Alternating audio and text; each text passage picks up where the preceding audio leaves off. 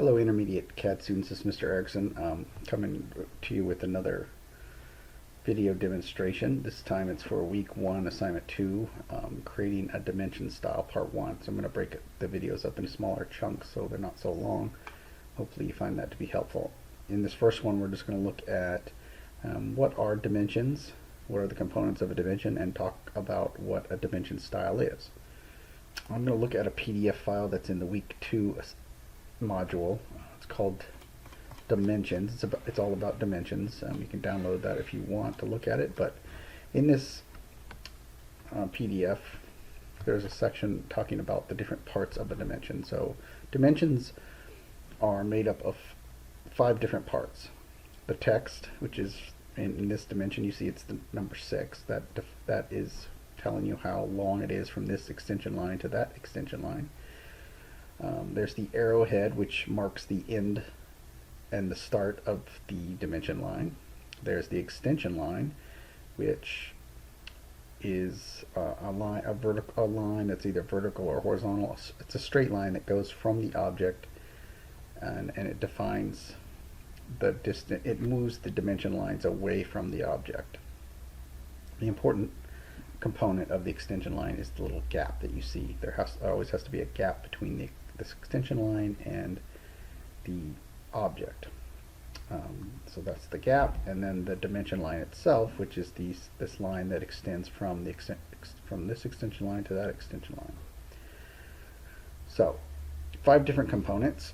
In this dimension you can see that the arrowheads are these architectural ticks.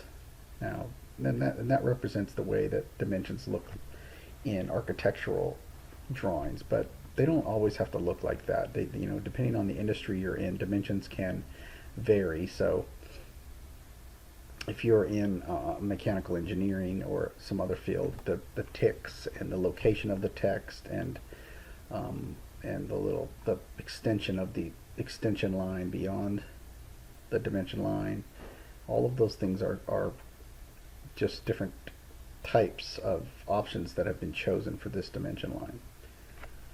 So how do we control that in AutoCAD?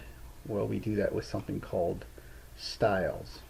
So we're going to look at the help Autodesk help, which is a great place to look at and to find out information about different parts of AutoCAD and even just basic drafting in general. But so we're looking at about dimension styles, and as you can see, what it says is a dimension style is a named collection of dimension settings that controls the appearance of dimensions such as arrowhead, text location, and lateral tolerances. So what a style is it's the container that holds all the information about the different settings of the dimension. So it tells it what kind of arrowheads to use, how much cap to have, where to put the text, what kind of text to use. All of those kind of different elements that you see in a dimension, those are controlled with the dimension style. So let's look at that again. So all of these components here, the location, the text, the type of arrowhead,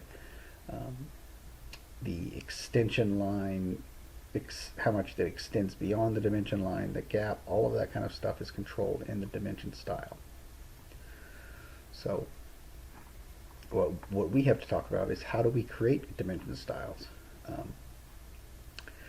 One thing that I always want to mention is that outside of school, if you actually work in an industry that uses drafting on a day in and day out basis, if they use AutoCAD, they most likely will have created standard styles that you will use for the projects that you work on. So you wouldn't have to create your own style. The style would already have been created. You would just open up a new drawing and somebody will have created a template that will have those dimension styles already inside the template. But it's important to know where those settings for the dimensions come from. So that's what we're going to look at in this first this first exercise. So we're going to look at how to create a dimension style and how to change the settings.